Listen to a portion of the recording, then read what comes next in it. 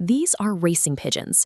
In 2019, one specific bird from a loft like this, a Belgian champion named Armando, was sold for $1.4 million.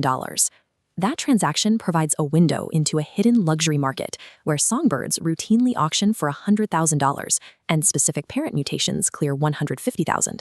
When the demand for luxury watches or supercars surges, manufacturers can simply build another factory line to meet it. In elite aviculture, production is bottlenecked by the absolute limits of biology. You cannot force a bird to lay more eggs. This graph demonstrates the concept of inelastic scarcity. Notice how the supply curve hits a hard wall right here.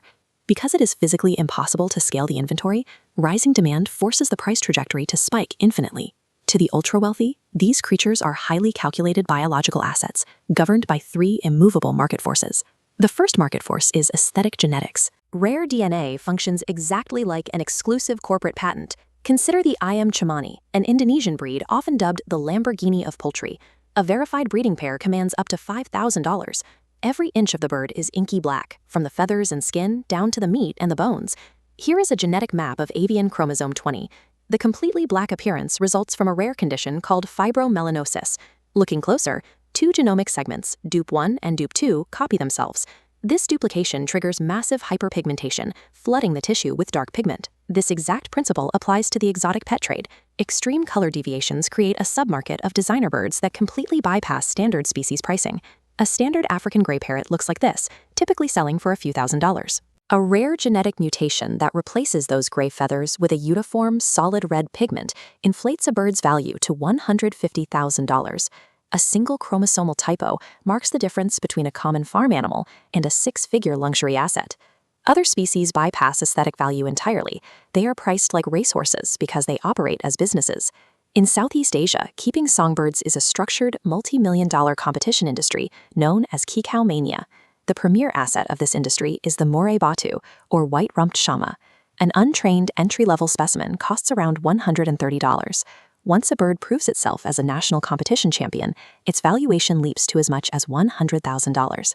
That premium is based strictly on acoustic power, an aggressive territorial stage presence, and the sheer stamina to perfectly mimic complex rhythms for a panel of judges. Winning birds generate immense capital through cash tournament prizes, luxury vehicles, and exorbitant stud fees for selective breeding.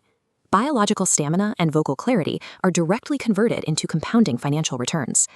The final market force regulating elite aviculture is the supply bottleneck. The black palm cockatoo commands up to $20,000, not for a genetic mutation or athletic performance, but purely for its absolute resistance to captivity. Breeding them is a logistical nightmare. They lay only one egg per clutch, and their intense temperament frequently leads to egg destruction. Breeders face massive operational overhead. Keeping them requires custom heavy-gauge steel aviaries to withstand their beaks, alongside importing specialized high-fat diets of macadamia and palm nuts. International law forms the final barrier to entry. Species like the black palm cockatoo are protected under CITES Appendix 1, strictly prohibiting the commercial trade of wild-caught specimens. Because importing wild birds is illegal and captive reproduction is biologically grueling, the legal supply is permanently frozen at a near-zero growth rate. Mother Nature and international law have colluded to build an impenetrable barrier to entry, guaranteeing permanent scarcity for these species. Elite aviculture is a ruthless economic ecosystem where immense wealth collides with the unyielding limits of biology and international law.